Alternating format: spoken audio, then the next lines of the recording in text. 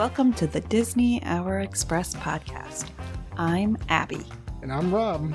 We are two hopelessly romantic Disney enthusiasts, Sharing fun stories, secret tips, and family travel experiences. If you are a Disney newbie, or maybe a season pass holder, we hope you find this information helpful. We turned our love of Disney into a unique boutique travel agency that books Disney and Universal vacations. We've got a lot of stories, so cozy on up, choose your favorite drink, Whether that be a cocktail or a hot chocolate, and enjoy the Disney Hour Express.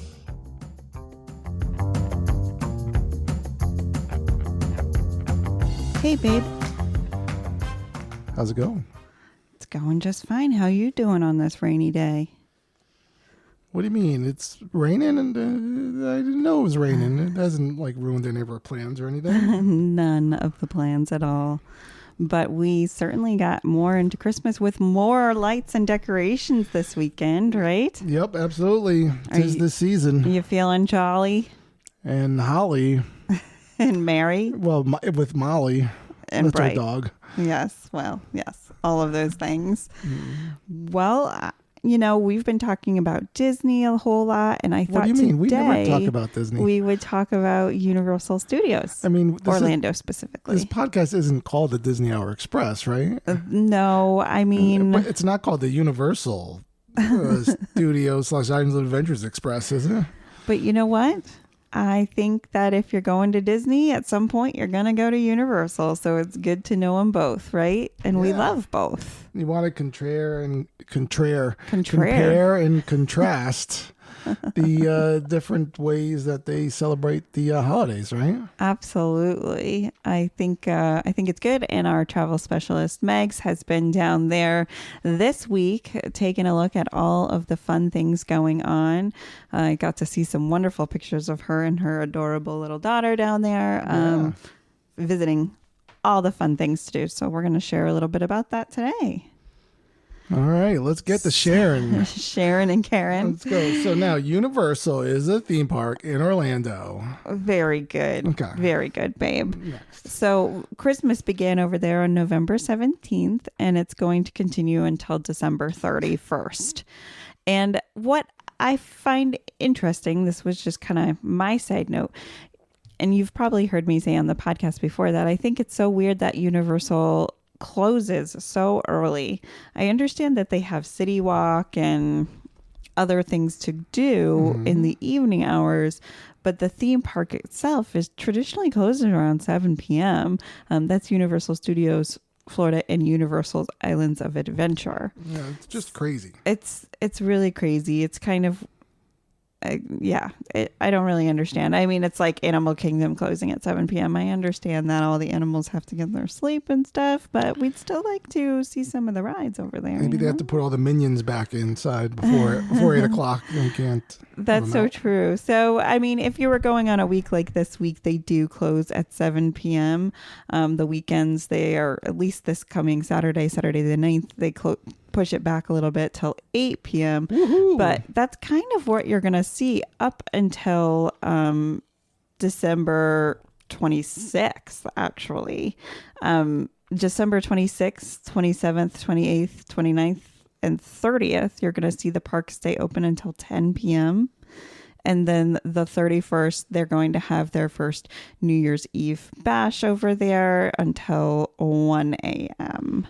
So that's cool. But it is interesting. I guess they know that they're going to have a flux of people come in and hang out. So they're keeping those parks open from 8 a.m. till 10 p.m. on that holiday week. So if you're still looking into a holiday plan, it's not such a bad choice. No, it's true. And whatever's happening for New Year's, right? And whatever's happening for New Year's. There's a lot of different things. So anyways, let's start out with some of the stuff that you can see over at Hollywood Studios during the Christmas time. We've got, of course, the Wizarding World of Harry Potter, and Hogsmeade is transformed into a shimmering wonderland. One of my favorite things to do is get the butterbeer, but it's usually traditionally chilled. And during these seasons, they have hot butter beer. And you can enjoy your hot butter beer with some live a cappella performances from the Frog Choir. You can catch them anytime during the year, but at this time of the year, they're going to be singing some Christmas favorites like The Magic of Christmas at Hogwarts Castle. Oh, sorry. No, that's the projection show. But they're going to be singing some Christmas favorites throughout the parks. I read that all kind of backwards. But in any case, along with the choir over at Hogwarts Castle, they have a projection show called The Magic of Christmas at Hogwarts Castle. Are you making fun of my Castle? words? I think you just said Christmas Castle. Like Christmas Kringle? I like it. And Jingle? Just combine them up. It's the Hogwarts Castle. The projection show is very holiday spirited. They have other projection shows throughout the year, but this projection show is 8 minutes long, and it plays intermittently. There's not like times in which you can see it. You're going to see it as you're passing by or just hanging out, and it's from dusk until park closes each night. Okay. And this show is known to capture the true holiday spirit seen in the Harry Potter films. I know I've said again here before that Harry Potter always reminds me of Christmas time and snow. And I think that's because there's, every school season they celebrate the holidays, and it's usually a big part of the movies. And remember, like Harry, like being left all alone. He's in the castle by himself, and everyone always goes getting home, into trouble. That's right. Yeah. And he gets a gift, the invisible cloak and all that, and yes, good and stuff. People is are happening. showing up in fires and fireplaces and all sorts of strange things. Mm-hmm. I love it. But outside of Harry Potter, what else is there to do? Well, you've got the Grinchmas happening over at Islands of Adventure. Seuss Landing is transformed into complete holiday fun. I've seen some of the pictures today, and I've seen it before. It's so cute and so fun over there. They've got the big tree that has kind of like the hook tilt at the end, just like from the Grinch movies or the Dr. Seuss tales. So the Grinch makes an appearance, and you can join the meet and greet line. Now, this is kind of like the downside. Sometimes the line is really, really, really long. Like, wow. So travel specialist Megs, as we mentioned, she is visiting, and she was in that Grinch line. She told us that the wait time was down to 200 minutes, but originally it was at 300 minutes. That's crazy. Could you imagine? That's insane. That's so crazy. Bananas. They need to figure something out there, because I know they have multiple Grinches. Children, close your ears. Throughout the park, because you're having your Grinch at breakfast, you're having your meet and greet with Grinch, you're having your Grinch probably walk around and do some other activities. We need to have different areas in which you can meet the Grinch, or different areas that you can interact. There's always a ton of Whoville citizens hanging about the area, and they're like super fun and funny, and they're willing to take pictures and interact with you. And so there's not a lack of Whoville residents, just of the Grinch. Okay. They have the Holiday Spectacular, and it's a musical retelling the classic Dr. Seuss story. It's approximately 30 minutes long. And again, the Grinch and Friends character breakfast over at Confisco Grill, where the Grinch and his Whoville friends will visit your table. Reservations are required for that. Aside from all this Grinch stuff, the Seuss Landing is really beautiful. There's just like tons of garland all throughout. There's even garland when you're going on the trolley train to see everything. We love garland. We had a weekend full of garland, actually.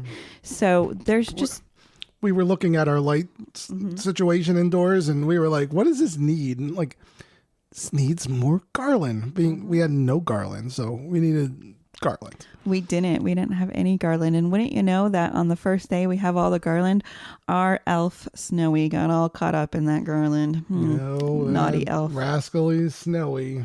I saw something really funny, a little article about how children must be really confused because they invite this elf into the house, and they're supposed to be good because the elf's reporting back to Santa, yet the elf itself is actually pretty naughty and always getting into trouble. Always getting the mischief. So it's not really teaching the children to be particularly good, And or at least not in this house. our Golf. elf always ends up being a little gassy. So. Yes, that's true. There's always some It suspicious seems to go over the biggest with the kids. So. toots and smells. Yeah. So the Universal Holiday Parade is probably one of the more well-known parades that Universal does because they partner with Macy's and feature Macy's throughout the parade.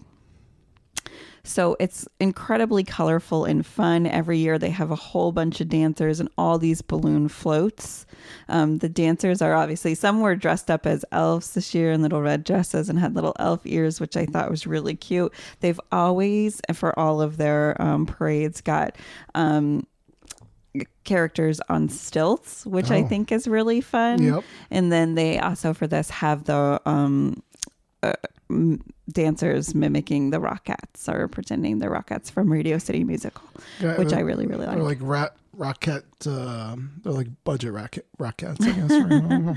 They're equally as talented Rockettes. dancers. You're doing great down there, girls. Absolutely. Ladies, Absolutely. women. God damn it.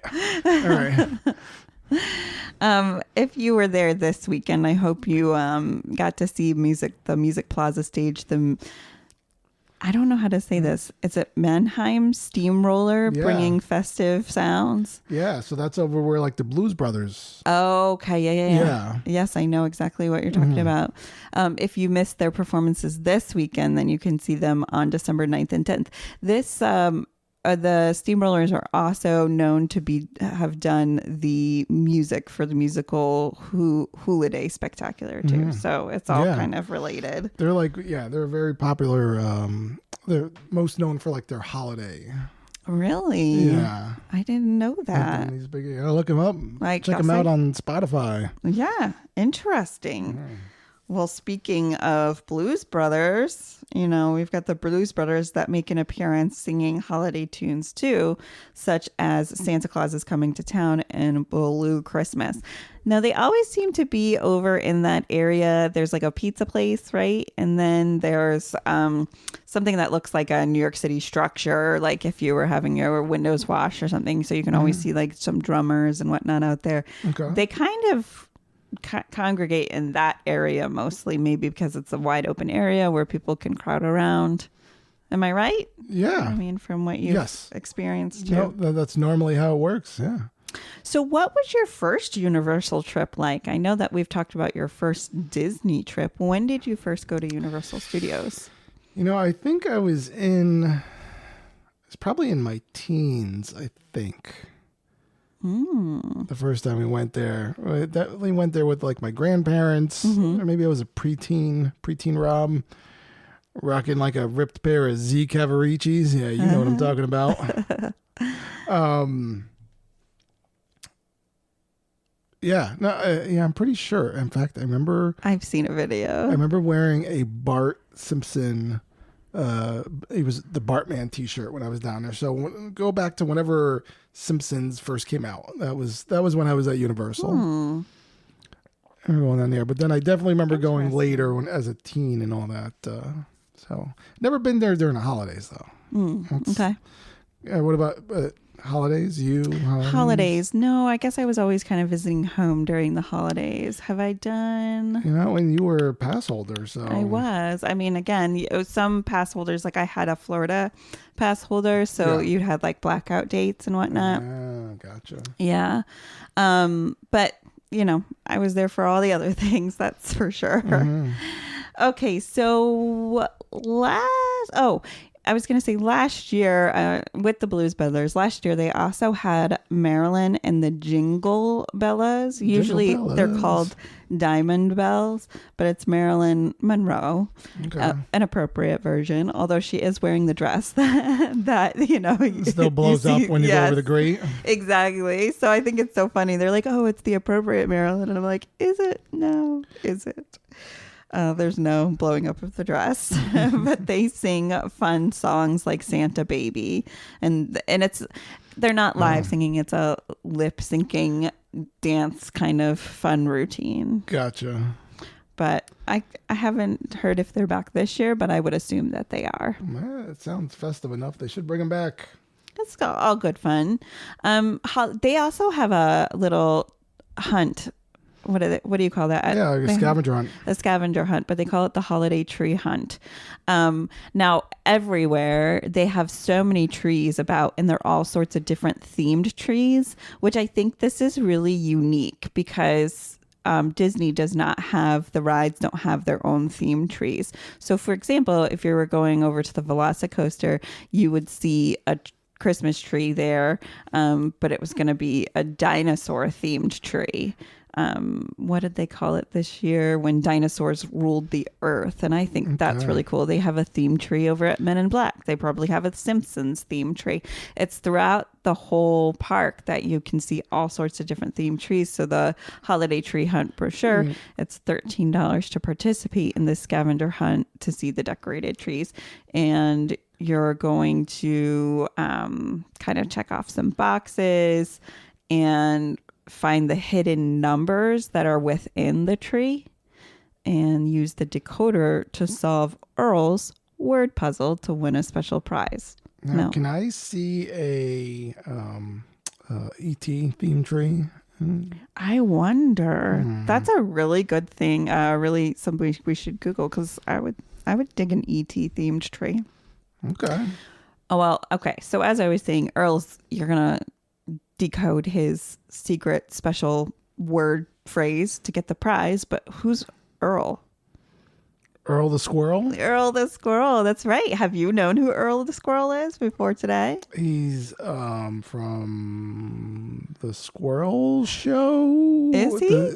I have no idea. I don't know. They say Earl the Squirrel is an unofficial holiday icon and an adorable cartoon squirrel, so he's taken over the parks. But that makes sense. I mean, for Halloween, they have the unofficial icon of the parks, right? It seems like Earl the Squirrel's always around, right? Right. He must have been in a movie of some sort, but I've definitely seen his face around. Is he the one from Ice Age? Is that what he's? I don't know. Is he Earl the Squirrel? Because this Earl the Squirrel is wearing like a plaid kind of jacket thing. Maybe. It's weird when you look it up on Google, like it comes up, people also ask, is Earl of Squirrel legal? What is that? What? I don't know. Are they I don't want to get into that. That's weird. I don't. Let's see. Well, while you're looking up Earl the Squirrel and if he's legal or not, I've always said that Universal Studios has better food. Don't hate me than Disney. I think that they just somehow always hit the mark of my favorite foods. So they have an entire eggnog bar, which I think is so cool. You can actually get iced eggnog with bourbon. You can get fire nog with Fireball cinnamon whiskey. And you can also get anything. I mean, this is outside of the eggnog bar, which I think is pretty unique and cute. You can get crisp cranberry Kringle Pilsner from the Orange Blossom Brewing Company. So I like that they're keeping things local too. That's very cool. Now, I have some news on Earl the Squirrel. Oh, please do tell. There's an urban legend that surrounds Earl. Ooh, I'm ready. Okay, so the official story from Universal Orlando. You know, talking to the mic. Yes, please. Okay. The official story from Universal Orlando is that, well, I think people are becoming accustomed to. It's like a thing. Well, Rob not talking to the mic now, so they're kind of used to hearing me do this, and then I do this. I know. I know. They're going to have to get accustomed to you talking into your mic. If I go away. Okay. The official story from Universal Orlando is that the mischievous squirrel was found nestled in the branches of the park's main Christmas tree. According to the legend, this squirrel had an affinity for blue Christmas lights, often stealing strands and bringing them back to his nest. And that's where like the official story ends. Oh. But this is where the lore goes even deeper. The tale is that the squirrel, nicknamed Earl by the company's entertainment team, actually bit through a strand of lights, causing them all to go out. And according to some accounts, when the team investigated, they found the squirrel lifeless by the severed light strand. Aw, And Earl. that's where Earl was born. Okay. All right. One Earl's gone and the other Earl lives. Well, yeah, this is how they're commemorating the poor squirrel. Yikes. Yeah, I don't know. It's not the same. It's not the same. It's not as that cheery same. feeling. But Yeah. okay. Well, there you go. He lives on in memory. Speaking of squirrels, there's other yummy food in the parks too. Okay, I like it. That are not strands of lights or squirrels. They also, during the season, have a really good turkey and brie cheese sandwich on cranberry bread. That sounds really good to me. That sounds really good. And they have Holiday Logan vegan sweet potatoes. Thank you so much for acknowledging us, people that don't eat meat. I Vegan appreciate sweet that. potatoes. A ton of Grinch-themed treats in a vegan cookie butter snowflake. Interesting. I mean, these foods they're like right up my alley. It's like a different food palette, I think, that they have, which is kind of more maybe we're not looking at for as classy of foods, but just like regulars that we love. Right. Disney has like that whole, because like everything's fresh and like they grow everything right there. Okay. And whereas, you're not taking a tour of the gardens of Universal Studios. That's true. Seeing how they grow the stuff. So I think it's a little bit different in what they have to do. Make things more tastier. Well, different. One of the things now I'm looking at it very differently because I love the idea of fresh and growing food. So yeah, I know. Well, it's just it's a little bit different of a deal. People, I was looking online and they were saying that they seem that there's less holiday themed foods this year at Universal than years past. Oh, really? So maybe they just found that it wasn't as big of a hit and that they didn't want to go as far as, taking time to do all that. So that's interesting to me. Megs is over there trying out all the macaroons and giving her detailed thoughts about them, which I think is adorable. I saw some macaroons online. What are your thoughts on macaroons? You know what? I think I've had one in my life and that was enough for me. I don't enjoy the taste. Yeah, me neither. And they're always like, it seems like every time I'm offered a macaroon, I kind of forget what it is. Mm-hmm. And then I like take a bite and I'm like, what is this? No, thank you. The name doesn't sound very appetizing already. So I'm like, is it macaroni? Is it some type of a nut? I don't know. And then you give it to me. I'm like, okay. Right. I mean, they do wonderful things with macaroons. They are beautiful. They look like they belong in a tea set. So they're like dressing. Yeah.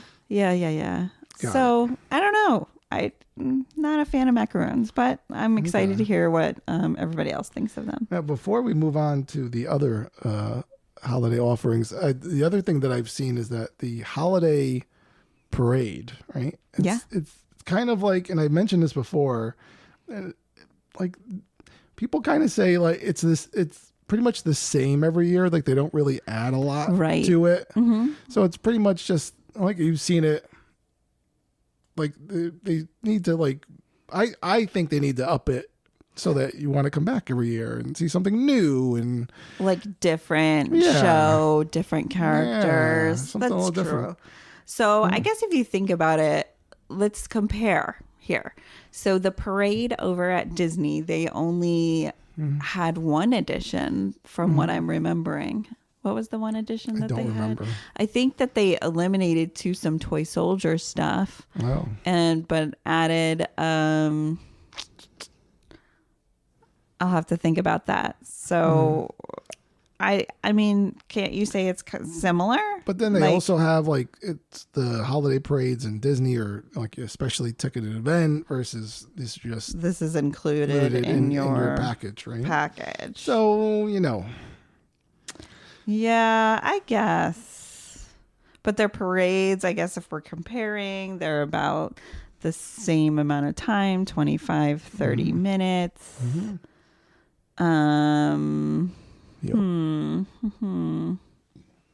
And over at Disney, they have the parade twice during the separately ticketed event where it's just once a day over at Universal. Mm-hmm. Yes. I don't know. There's all sorts of things that we could say is different about both. If you are a person that's been to both Disney, very Merry Christmas, and also going to Universal during this time, maybe it's Meg's. I don't know. I don't know if she was making her way over to Disney, but if you've done both, let us know. Yeah, let us know. I am super curious. Yeah, Meg's was over at Animal Kingdom today too. Oh, okay. So she might actually be going to the parade tonight, or Disney's, Christmas show. I totally lost my track of thought, my train of thought. So, well, that's a good case. Let's just move on. Let's move on. Now this is all mostly like, Christmas, but there's other holiday stuff involved in, of course, Universal. Yeah. So what I like is that they do recognize the Jewish faith as well. And they have menorah lighting ceremonies at all of the resorts every day throughout Hanukkah. So I'm thankful for that. I think that's wonderful. No, absolutely. Yeah. Thinking about New Year's Eve, all the hotels will host special New Year's Eve or New Year's Day meals, which is really, really nice. Universal's Cabana Bay hosts a New Year's Eve spectacular that includes face painting, balloon artist, and a live DJ. But keep in mind, only Cabana Bay guests can attend this event or are invited to attend the event. So if you're just park hopping and resort hopping and you're not a Cabana Bay guest, this is not for you. Portofino Bay has same kind of rules. They have a New Year's Eve party on the piazza, and they have gourmet foods, desserts, and beverages. This is more like a high-end party that they have here. Anytime you're in a piazza, it's high-end. Piazza. Well, you know what? I think about the piazza I stayed in, and it felt high-end, even though we were totally not high-end people. It's something about, doing outdoor things on cobblestone and fresh air. It does make you feel quite fancy. That's true. So also at the Hard Rock Hotel, they have Rockin' 2024, and that also includes DJs, roaming magicians, balloon artists, and a countdown live from Times Square via satellite. So that's very cool. I like all those unique offerings that they have at the resorts. I haven't really heard that Disney does much of that. For New Year's. I feel like, though, over at Fort Wilderness, especially the campgrounds, they do all sorts of fun things we don't know about. I was just seeing at the campgrounds over there that campers, kind of like during Halloween, they decorate and go all out. They also do that for Christmas. Somebody just pretty much brought all of their blow up things from home and lights and had them all lit up around their RV campgrounds. And I wonder if it's because they just plan on staying, for quite a bit of time, maybe. Okay. That's cool. Yeah, I like that. I like it. I like it too. Now it's saying that Universal, and they kind of announced that Universal Hollywood is going to be open. Do a New Year's celebration, and they're going to be open till 2 a.m. And they're saying that Universal Florida and Universal Orlando and Islands of Adventure are also going to be open through midnight on New Year's Eve. Yes, their timing that it says on their calendar is till 1 a.m. Okay. So they're planning some really great things over there this year. I think trying to keep with the Joneses, right? Yeah. Trying to keep with the demand, really. They're look, Disney, we go back and forth. Halloween, we kind of split it, right? You kind of keep the younger kids, we got the older people. You can have your Christmas where Universal's taking back New Year's. Well, yeah. And if you think about it, now there's a lull after New Year's. There's a very huge lull. You can see it in ticket pricing. You can see it in pricing for the parks and the resorts. Until February, January is just a pretty dead zone kind of month until February, when Universal's Mardi Gras event starts, or February when is it the Arts Festival that starts over in Epcot. It's just kind of lulzy for a month there. But also a good time to go because the crowds are really low. We like low crowds. Saying. Now they do have. Do you know anything about the special like VIP tours that they have during this holiday season? You know, I have seen a lot of VIP tours given and talked to a lot of VIP guests, but I can't tell you that I know anything specific about holiday VIP tours. Well, they do have. Universal has a Universal's holiday tour. So what does that include that makes it different than a regular VIP tour? So I'm glad you asked, because that includes, you have an exclusive, and this is, they say it's based on like how busy it is. It's $99 and up for the tickets to this. Sure, of Isn't course. that bad? You know, this is you get an exclusive meet and greet with the Grinch and his faithful dog Max. Yes. Right?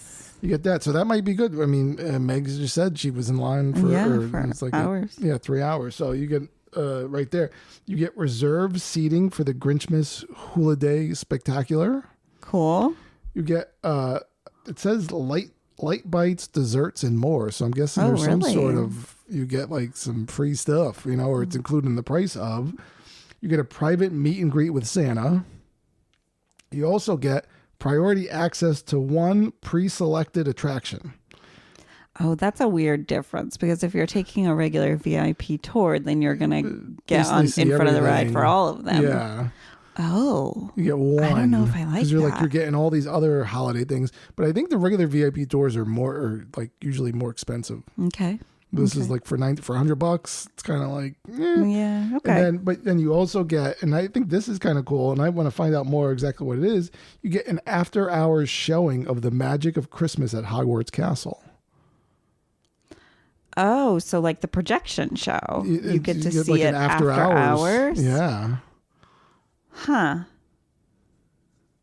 I don't know if that's good or bad, because you're like not with the crowd, I guess, or less of a crowd, or Sure. That's so interesting. I guess maybe it's just prime seating and yeah.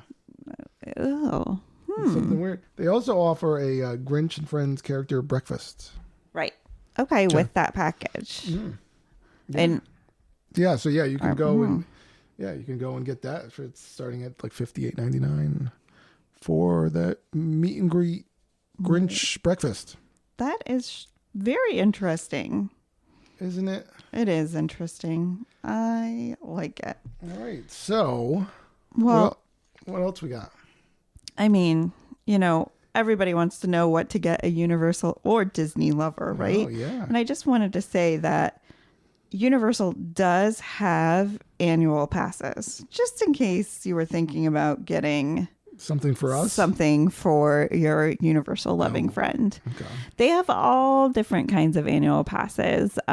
They've got your regular seasonal pass, which would run you about $425, but it does come out with a lot of blackout dates. But you'll still get your park to park admission, which is always important. And a couple other things like early theme park admission, some discounts on merchandise. Okay. And at nope, that doesn't come with it. Sorry. Oh. And a couple other what a things. roller coaster. What? What a roller coaster. This is What a doing. roller coaster. Oh, And sorry. like, it came with it, and now it's Yeah, not. no, it doesn't, Oh, but I'll tell you okay. which one it does. So $425 is not so bad, really, when it comes to, I mean, just as long as you're keeping an eye on those blackout dates, I really don't think it's a terrible price. For $475, they have the Power Pass, and when you start going up in price on these, they start to offer something called flex pay options, where you could pay per month. So if you were to get a $475 Power Pass, you could start paying $23 per month instead of just paying it all together. But again, there's blackout dates that apply. Okay. Yep. And there's, they have 50% off of regular daytime self-parking for that one. And Universal Orlando hotel room discounts, along with discounts on theme park items. Another one you can get, now this is getting up into the preferred pass, and it's kind of more of a pass that I think would be helpful. It's for $630, and if you were going to pay monthly, it's $31 per month. This again gives you, it doesn't have blackout dates, and it's park to park admission to both parks, and you would be able to have free self parking, which is nice. Okay. The early park admission has some blackout dates on it, but you'd get discounts on food, merch, rooms, admission to select events and concerts like Mardi Gras, which is nice. Oh. And then other select event discounts. Now, the highest kind of pass that you could get would be the Premier Pass. That's $905. You're looking at about $44 per month. It has all the things that I mentioned before, with no blackout dates, and a one night Halloween Horror Nights ticket guaranteed, which is really cool. And that's the one where I was like, ooh, I thought that the other ticket got it, but it does not. This one gets it. And that's a big deal. So they have all different kinds. Now, if that's too pricey for the person you're purchasing for, Universal does have gift cards, just like Disney does, right? And you can get them right on their website and send them on over. So now, I heard with that top tier package, you also get burned by the you have the possibility of getting burned by the dragon in Hogwarts. Well, yes, because they let you It's in Diagon Alley. pretty much do whatever you want. Yeah, you could do whatever you want. Doesn't that drive you crazy? Like how you can actually feel the heat? Like, do you believe the heat is from that, or are they letting heaters off somewhere else to Like just it's just make from you the think? Florida sun. It's just from the people drinking the hot butter beer. In the middle of the heat waves.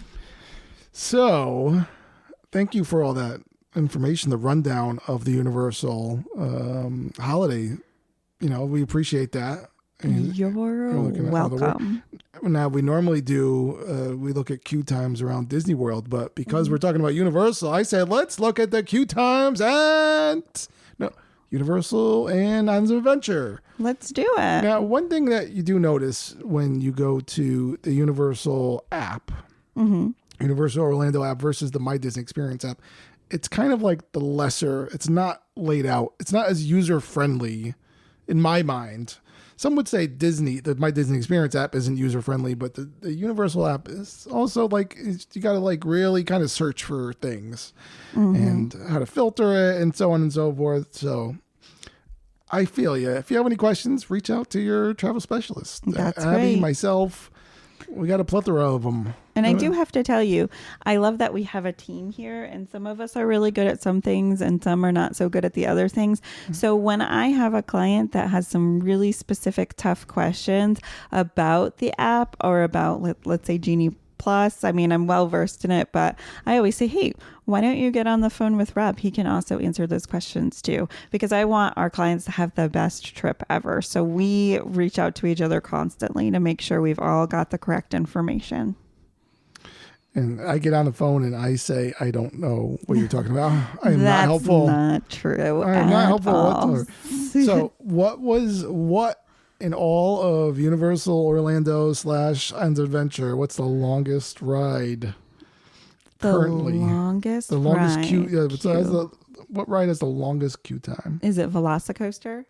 It is. You are correct. I know my stuff. Now, you know what's funny is though, when Woo. I just pulled this app, I pulled the app up like, while we were doing the rundown, and it wasn't the Velocicoaster. It was actually both of the Hogwarts Expresses. Yes, yeah. At the time, it was 75 minutes. What, for the train? Yeah, for the train. No. And right now, it's 50 minutes.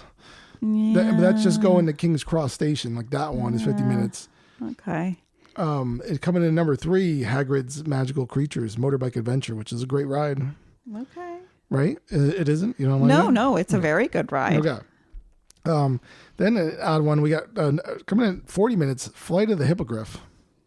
It's like there's other rides, people. Like, and that it is a Sunday. There's probably a is lot of Sunday. kids. It's right? tough. That ride is hot. The queue is hot. We were in that ride waiting for that line, and like the kids like kind of wanted to go on it, and it was a hot one. So 40 minutes is tough. Revenge of the Mummy, 35 minutes. Pterodon Flyers, 35 minutes. Escape from Gringotts 35, ET 35. Amazing Adventures of Spider-Man was delayed. Now it's back up and running at 20 minutes. These are better times, 20 minutes. That's pretty good. Even the new VillainCon Mission Blast. All right.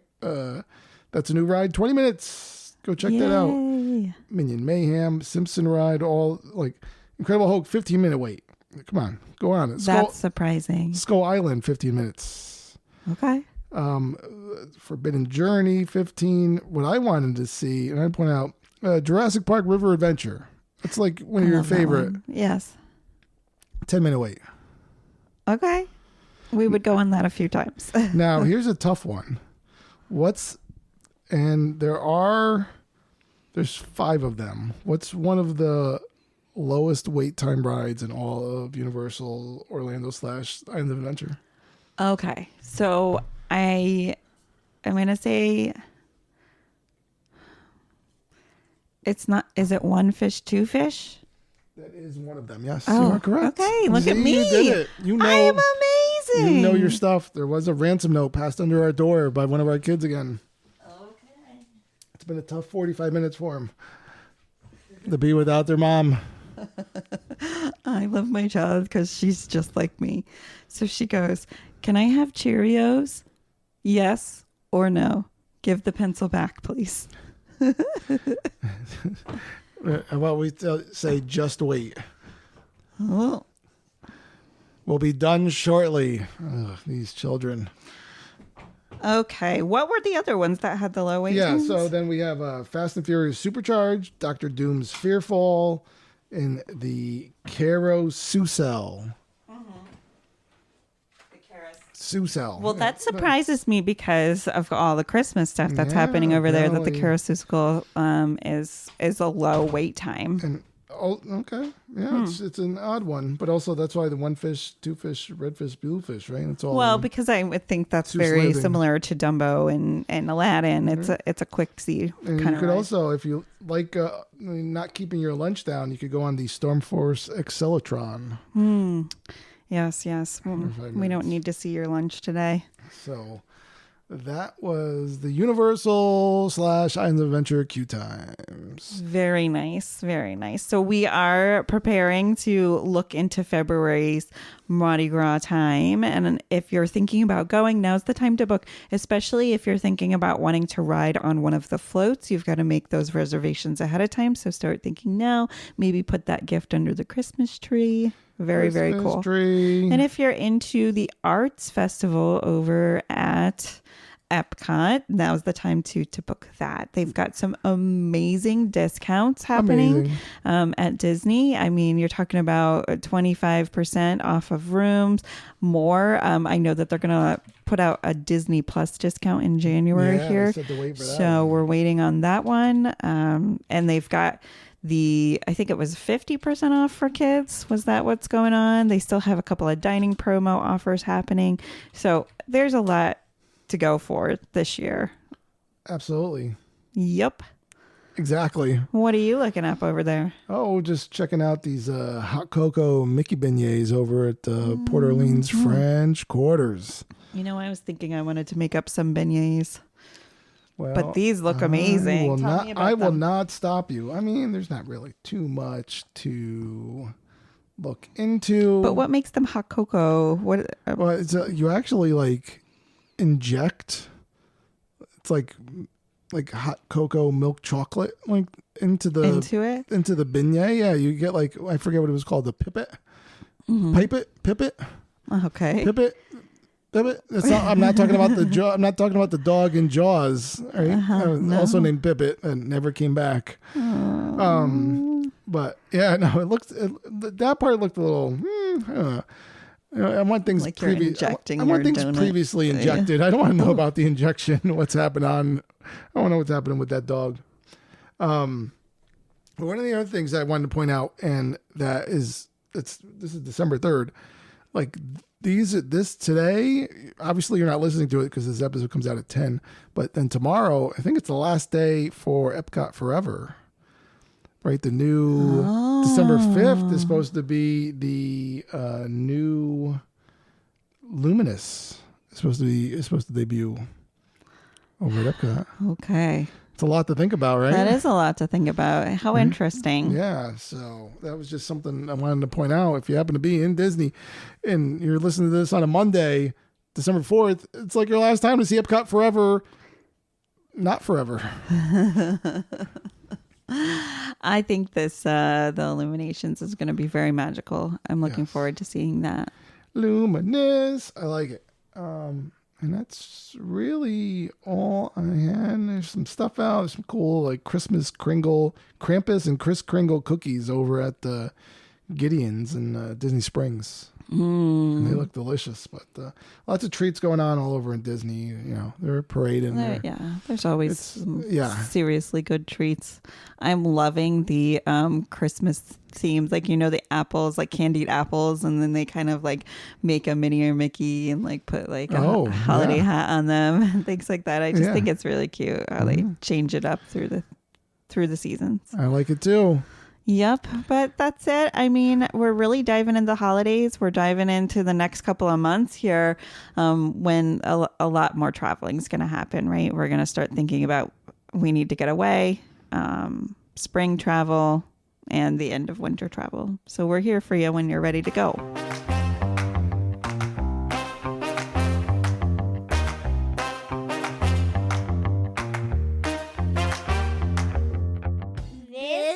Been a Family Travel Planner production.